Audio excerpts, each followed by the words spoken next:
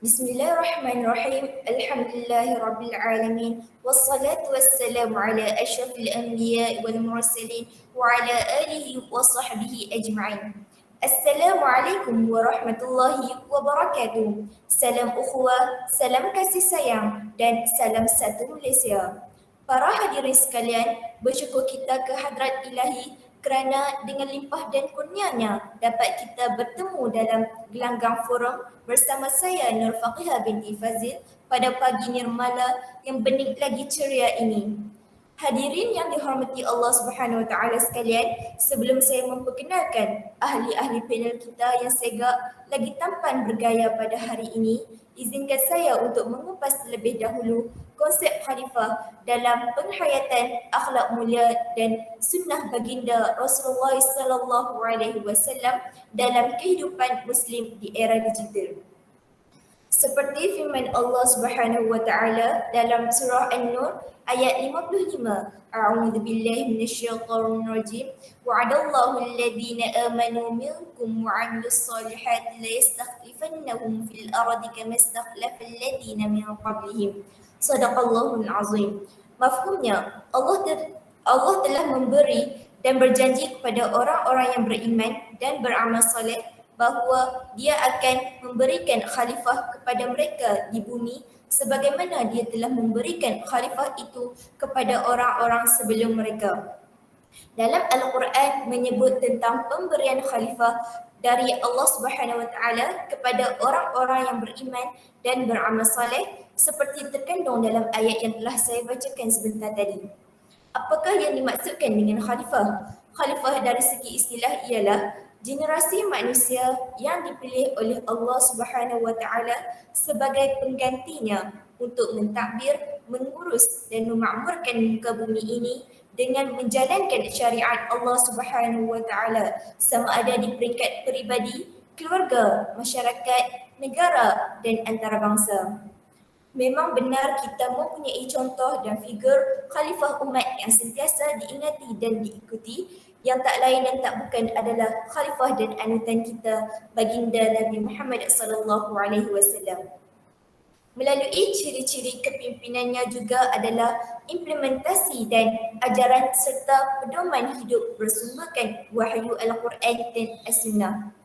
Umat Islam masih terus tercari-cari di manakah gerangan pemimpin Islam pada zaman ini yang memiliki ciri-ciri tersebut. Baiklah, sidang hadirin sekalian, sebelum kita menelusuri lebih mendalam topik perbincangan, molek kiranya kita berkenalan dengan kedua-dua ahli panel kita pada hari ini. Di sebelah kanan saya, saudari Nurdini Afifah Aribah binti Abdullah yang merupakan ahli panel yang pertama. Selamat datang saudari dan apa khabar? Terima kasih saudari pengerusi majlis. Alhamdulillah saya baik-baik. Seterusnya, berada di sebelah ahli panel pertama, tak lain tak bukan tentulah ahli panel kita yang kedua, iaitu saudara Muhammad Hafizul Hilmi bin Mawardi. Walaupun nampak pemalu, namun petah bicaranya. Apa khabar saudara? Alhamdulillah, saya baik-baik saja. Usai salam perkenalan daripada semua ahli panel, kembali kita kepada topik forum mengenai penghayatan akhlak mulia dan sunnah Nabi Muhammad sallallahu alaihi wasallam dalam kehidupan muslim di era digital sebagai khalifah. Sebelum kita menjelajah dengan lebih jauh, soalan saya pada ahli panel pertama, apakah sebenarnya konsep tanggungjawab dan peranan manusia sebagai khalifah? Dipersilakan. Terima kasih saudari pengerusi majlis. Assalamualaikum warahmatullahi wabarakatuh dan salam sejahtera kepada semua hadirin yang dihormati sekalian. Sebagai Muslim, kita perlulah berperanan sebagai khalifah Allah dengan menyanjungkan Al-Quran sebagai sumber utama dalam rujukan harian kita. Sebagai contoh, kita perlulah berusaha untuk memahami tafsir Al-Quran kerana isi yang terkandung di dalamnya adalah sesuatu aset terpenting dalam kehidupan seseorang Muslim yang inginkan kejayaan di dunia dan di akhirat. Firman Allah Subhanahu Wa Taala, ingatlah ketika Tuhanmu berfirman kepada malaikat, sesungguhnya aku hendak menjadikan khalifah di muka bumi. Lalu mereka berkata, mengapa engkau hendak menjadikan khalifah di bumi itu orang yang membuat kerosakan padanya dan menumpahkan darah, padahal kami sentiasa bertasbih dengan engkau. Dan Allah pun berfirman, sesungguhnya aku mengetahui apa yang tidak kamu ketahui. Surah Al-Baqarah ayat 30. Bertitik tolak daripada itu, khalifah ni didefinisikan sebagai pengganti. Menurut sebahagian ulama, terdapat kaum yang wujud sebelum kelahiran zaman Nabi Adam, iaitu sekelompok makhluk yang disebut al-jin, ahli para malaikat. Ringkasnya, Nabi Adam AS adalah khalifah yang menggantikan kaum sebelumnya dan peristiwa yang terjadi sebelum zaman Adam AS hanya diketahui oleh Allah SWT. Kerana kita tidak diizinkan untuk menyelidik secara mendalam. Tanggungjawab yang harus dilakukan oleh Khalifah Allah meliputi 4 aspek, iaitu dari segi individu, keluarga, masyarakat dan alam sekitar. Dari segi individu, Khalifah perlulah menuntut ilmu pengetahuan kerana manusia adalah makhluk yang perlu dididik dan diajar supaya dapat menyebarkan ilmu tersebut kepada Khalifah seterusnya. Manusia sebagai khalifah Allah juga perlulah menjaga dan memelihara diri dari segala perkara yang boleh menimbulkan bahaya dan kesengsaraan, iaitu dengan menjaga kesihatan fizikal diri dengan makan makanan yang halal dan berkhasiat. Seterusnya, manusia perlu menghiasi diri dengan akhlak yang mulia. Manakala dari segi keluarga pula, manusia perlulah membentuk rumah tangga yang bahagia dan sejahtera atau keluarga sakinah, mawaddah dan warahmah dengan mengetahui hak-hak dan kewajipannya sebagai suami, isteri, ibu bapa dan sebagainya. Bertitik tolak daripada aspek masyarakat pula, manusia perlulah mewujudkan persatuan dan kesatuan umat Islam dengan saling tolong-menolong dalam kebaikan dan ketakwaan sebagai contohnya dengan mengadakan gotong royong, mesyuarat rukun tetangga dan sebagainya. Khalifah Allah juga seharusnya menegakkan keadilan dalam masyarakat dengan mengamalkan konsep amar ma'ruf nahi munkar. Selain itu, berlaku baik terhadap golongan masyarakat yang lemah termasuk kepada para fakir miskin, anak yatim, orang yang cacat tubuh badan ataupun orang yang berada di bawah penguasaan orang lain iaitu hamba. Dari segi aspek alam sekitar pula, manusia sewajarnya menggunakan sumber semula jadi dengan sebaik-baiknya seperti berbakti kepada tanah sehingga dapat menghasilkan sesuatu yang menguntungkan dan bermanfaat bagi seluruh manusia. Seterusnya pula dengan menyayangi alam sekitar ni seperti tidak merosakkan alam sekitar agar tidak menimbulkan sebarang malapetaka yang dapat membinasakan manusia. Sebagai contohnya, pembalakan haram yang menghasilkan bencana seperti tanah runtuh, banjir dan sebagainya juga. Ini seharusnya manusia menjaga dengan baik kerana manusia ni memegang jawatan sebagai khalifah Allah di muka bumi ini. Dan itu sahaja daripada saya serahkan kembali kepada pengerusi majlis. Sidang hadirin, demikian tadi penjelasan tentang peranan manusia sebagai khalifah yang pada pandangan saya merupakan penjelasan terperinci dan menarik daripada saudara panel pertama. Sebentar tadi saudari Dini ada mengatakan bahawa tanggungjawab yang perlu dilakukan oleh seorang khalifah meliputi 4 aspek iaitu diri, individu, keluarga, masyarakat dan alam sekitar. Jadi, saya ingin bertanyakan kembali kepada saudari Dini, bagaimanakah cara untuk kita kaitkan peranan manusia dengan era digital ini? Dipersilakan. Okey, seiring dengan pembangunan yang ada di sekeliling kita ini, kita sebagai khalifah Allah perlu mengaplikasikan dan menggunakan sebaik-baiknya kemajuan yang ada. Sebagai contohnya dari aspek individu, kita boleh mencari maklumat ataupun menuntut ilmu dengan menggunakan platform-platform media sosial. Sebagai contohnya YouTube untuk melihat ceramah ataupun sesuatu perkara ilmiah. Manakala dari aspek keluarga pula, dalam berada dalam pandemik COVID-19 sekarang, walaupun kita semua terpisah tapi kita boleh menggunakan kemajuan membuat video call untuk bertanya khabar ataupun berkomunikasi dengan ahli keluarga. Dari aspek masyarakat pula, kita sebenarnya boleh melakukan ibadah ataupun bersedekah dengan menggunakan kemudahan yang ada. Contohnya seperti satu aplikasi yang telah diwujudkan oleh Idin Ramli dan Alif Tegas, iaitu satu website yang bernama donate.com untuk memudahkan sesuatu sedekah itu dilakukan secara online. Dan akhir sekali dari aspek alam sekitar, kita sebagai manusia boleh membuat satu kempen secara online untuk menarik minat semua orang, sama tidak kira peringkat umur, sebab semua orang menggunakan media sosial sekarang. Jadi kita semua boleh mengetahui kebaikan dan keburukan menjaga alam sekitar dengan melihat daripada media sosial saja ataupun internet. Dan itu sahaja daripada saya serahkan kembali kepada pengerusi majlis. Sungguh intelektual pemikiran saudari panel kita yang pertama. Memang tidak dapat disangkal lagi penggunaan gadget pada zaman ini memberikan banyak manfaat. Antaranya yang telah dijelaskan oleh saudari Dini mengenai menuntut ilmu melalui YouTube atau platform yang lain. Ini dapat menambahkan lagi pengetahuan yang sedia ada bagi seseorang individu itu. Oleh itu, soalan saya yang seterusnya kepada ahli panel kedua pada pagi ini, Saudara Hafizul, bagaimanakah cara untuk kita terapkan akhlak dan sunnah baginda Rasulullah SAW di era digital dalam diri setiap individu? Dipersilakan. Baiklah, Bismillahirrahmanirrahim. Assalamualaikum warahmatullahi wabarakatuh. Sebelum saya bergerak dengan lebih lanjut, izinkan saya menyatakan definisi akhlak, perkataan akhlak tersebut. Perkataan akhlak ialah satu kata pinjaman bahasa Arab yang membawa maksud dan tabiat. Imam Ghazali mengatakan akhlak ialah sifat yang tertanam dalam jiwa yang daripadanya akan timbul segala jenis perbuatan, sama ada perbuatan baik ataupun buruk. Sidang hadirin sekalian, izinkan saya berkongsi satu kisah tentang ketinggian adab Rasulullah SAW kepada orang lain.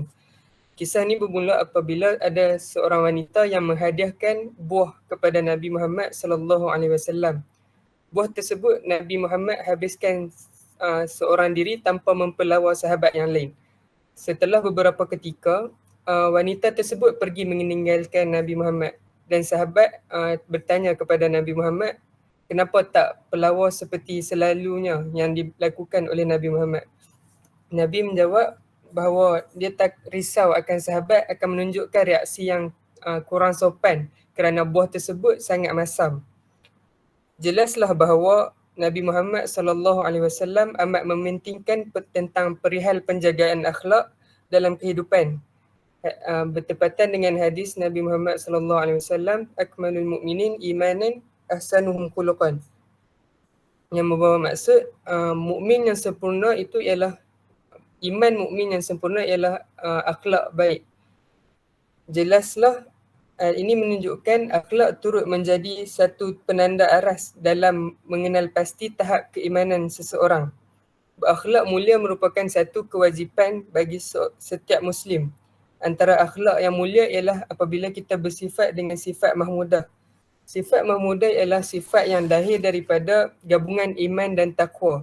Terdapat banyak jenis sifat mahmudah dan izinkan saya menerangkan secara satu persatu. Sifat mahmudah yang pertama ialah sifat sabar. Sabar merujuk kepada keteguhan hati tanpa mengeluh apabila ditimpa sesuatu bencana. Sebagai seorang hamba, sudah pasti kita sentiasa diuji dengan segala bentuk ujian ataupun musibah, sama ada kepada diri kita sendiri ataupun kepada keluarga ataupun kepada masyarakat setempat. Allah berfirman di dalam Al-Quran yang berbunyi, A'udzubillahi minasyaitonirrajim, Ya ayyuhallazina amanu ista'inu bis-sabri was-salah, innallaha ma'as-sabirin. Yang maksudnya, wahai orang-orang yang beriman, mintalah pertolongan kepada Allah dengan sabar dan solat, kerana sesungguhnya Allah berserta dengan orang-orang yang sabar. Ulama membahagikan sabar kepada 3 jenis. Yang pertama, sabar dalam melaksanakan ketaatan seperti sabar dalam solat. Yang kedua ialah sabar meninggalkan perkara yang dilarang dalam agama, seperti sabar meninggalkan perbuatan haram seperti berjudi, berzina, minum arak dan lain-lain lagi. Dan yang ketiga ialah sabar menghadapi ujian. Dan ketiga-tiga sabar tersebut akan membuahkan mendapatkan pahala yang amat besar di sisi Allah Subhanahu Wa Taala. Sifat mahmudah yang kedua ialah syukur. Syukur ni merujuk kepada ungkapan terima kasih kepada Allah Subhanahu Wa Taala atas segala nikmat dan kurniaannya. Yang mana nikmat ni kalau nak ditulis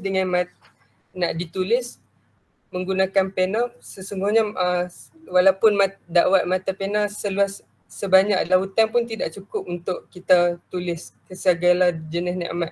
Yang ini menunjukkan nikmat Allah kepada hamba-Nya sangat luas. Terdapat 3 cara untuk membuktikan kesyukuran hamba terhadap nikmat Allah. Yang pertama dengan cara syukur di dalam hati. Dan yang kedua dengan cara syukur dalam lisan, iaitu mengungkapkan ucapan Alhamdulillah atas segala nikmat yang Allah telah berikan. Dan yang ketiga ialah syukur dengan perbuatan. Sebagai contoh, Allah memberikan nikmat kekayaan kepada seseorang dan si fulan tersebut menginfakkan kepada orang yang memerlukan. Dan contoh lain, apabila si fulan mendapat ilmu yang baru, maka si fulan tersebut berkongsi dengan orang lain. Sifat mahmudah yang ketiga ialah tawakal, yakni penyandaran hati kepada Allah dengan sebenar-benarnya ketika mendapatkan sesuatu keputusan. Tawakal seorang akan menghasilkan pelbagai kebaikan. Orang yang sentiasa bertawakal akan merasai ketenangan dan keberanian di dalam apa jua keadaan. Dan sifat mahmudah yang ketiga ialah redha. Redha ini merujuk kepada penerimaan seorang hamba terhadap segala ketentuan Allah Subhanahu Wa Taala. Redha itu terbahagi kepada 2 bahagian. Yang pertama, segala perintah Allah Subhanahu Wa Taala dan hal-hal yang diharuskan oleh Allah tanpa melampaui batasan serta menjauhi segala larangannya. Dan redha yang kedua merujuk kepada redha dengan segala musibah seperti kefakiran ataupun penyakit ataupun kehinaan. Redha akan mengukuhkan keyakinan kita dan menguatkan akidah kita serta membuat kita jujur dalam perkataan dan juga perbuatan. Redha akan menyelamatkan hamba-Nya daripada menentang Allah Subhanahu Wa Taala dalam hukum hakam dan segala jenis ketentuan yang telah ditetapkan olehnya. Sekian sahaja daripada saya. Terima kasih atas penjelasan yang panjang lebar berhubung penghayatan akhlak dan sunnah baginda Rasulullah SAW di era digital ini. Semua sedia maklum, cara terbaik umat Islam dalam menghayati perjuangan Rasulullah SAW adalah dengan menghidupkan syariat dan syiar yang dibawa oleh baginda Rasulullah SAW semenjak 1004 tahun yang lalu.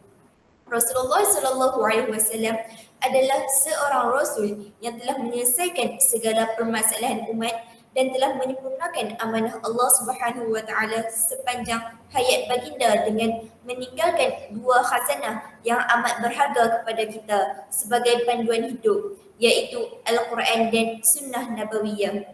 Sebentar tadi saudara Hafizul menjelaskan berkaitan sifat mahmudah. Saya ambil contoh daripada sifat mahmudah yang terkandung pada diri Nabi Muhammad SAW, antaranya menjaga tata tutur. Ketika berbicara, baginda menggunakan ayat-ayat yang ringkas, padat, lengkap dan mudah difahami oleh orang-orang yang mendengarnya. Baginda tidak akan meninggikan suara melainkan untuk menyatakan hal yang benar dan apabila ia berkait dengan hak-hak Allah Subhanahu Wa Taala. Baiklah, ahli panel dan sidang hadirin yang dirahmati Allah sekalian, demikian tadi perbincangan menarik berhubung penghayatan akhlak baginda Rasulullah SAW di era digital sebagai khalifah. Selanjutnya, sebelum kita mengakhiri perbincangan, saya ingin mempersilakan ahli-ahli panel kita untuk merumuskan topik perbincangan pada hari ini. Silakan mana-mana ahli panel untuk membuat rumusan. Dipersilakan. Saudari pengerusi majlis, izinkan saya memulakan rumusan perbincangan kita. Sebagai rumusan untuk menjayakan modal insan dan melahirkan umat yang berkemahiran, berdaya saing dan berilmu serta berakhlak mulia, maka semua pihak perlu memperkuatkan lagi usaha dengan berpegang teguh dan mengamalkan sumber Islam, dan orang bukan Islam juga wajib untuk mematuhi segala undang-undang yang ditetapkan oleh kerajaan selaku sebuah negara Islam.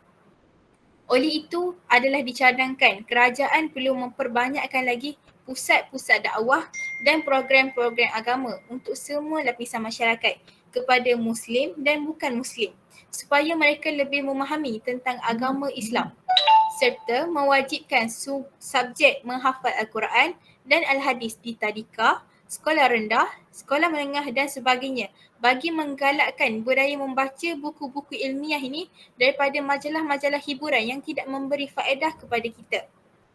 Kerajaan juga perlu memantau dan menghadkan rancangan-rancangan hiburan, menggalakkan stesen televisyen swasta untuk menerbitkan lebih banyak rancangan yang berbentuk ilmiah.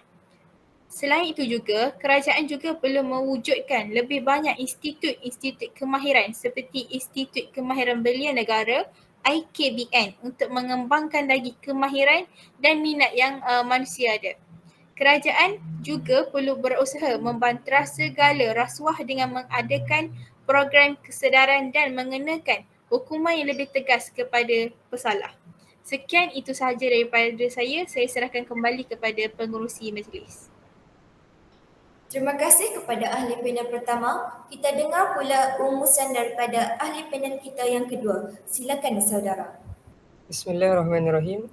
Secara kesimpulannya, pelbagai cabaran yang wujud dalam menelusuri arus kemodenan hari ini dan para pendakwah ataupun khalifah seharusnya tidak seharusnya berpeluk tubuh sahaja.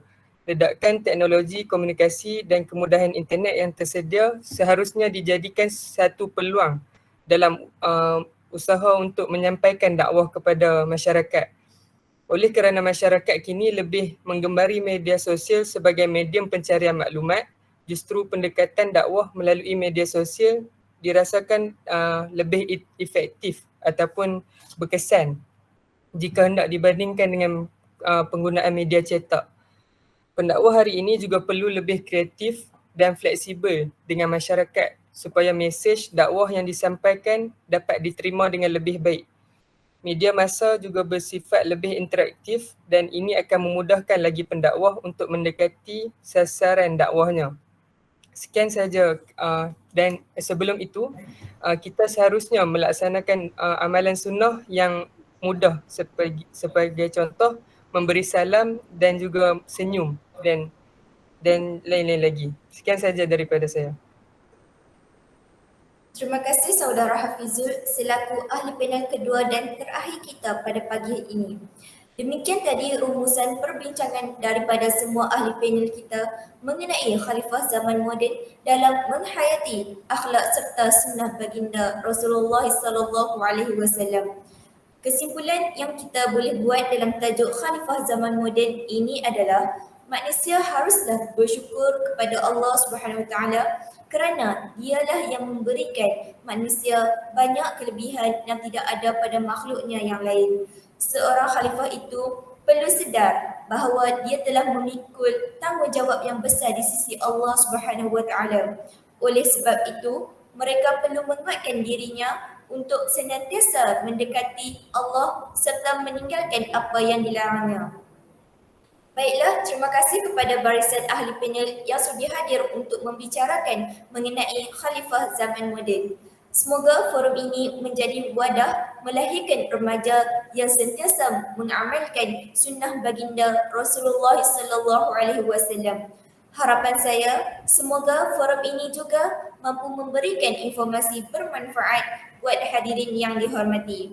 Sidang hadirin yang dirahmati Allah sekalian, sebelum mengakhiri bicara forum kita pada hari ini, terimalah serangkap pantun yang berbunyi, tuailah padi antara masak, esok jangan layu-layuan, intailah kami antara nampak, esok jangan rindu-rinduan. Sekian sahaja untuk hari ini. Terkasar bahasa, tersilap bicara, mohon dimaafkan. Sesungguhnya yang baik itu datangnya daripada Yang Maha Berkuasa dan yang kurang itu datangnya daripada kekilafan diri kami sendiri. Wallahu a'lam. Saya akhiri forum remaja kita pada pagi ini dengan lafaz yang mulia. Wabillahi taufiq wa hidayah. Wassalamualaikum warahmatullahi wabarakatuh.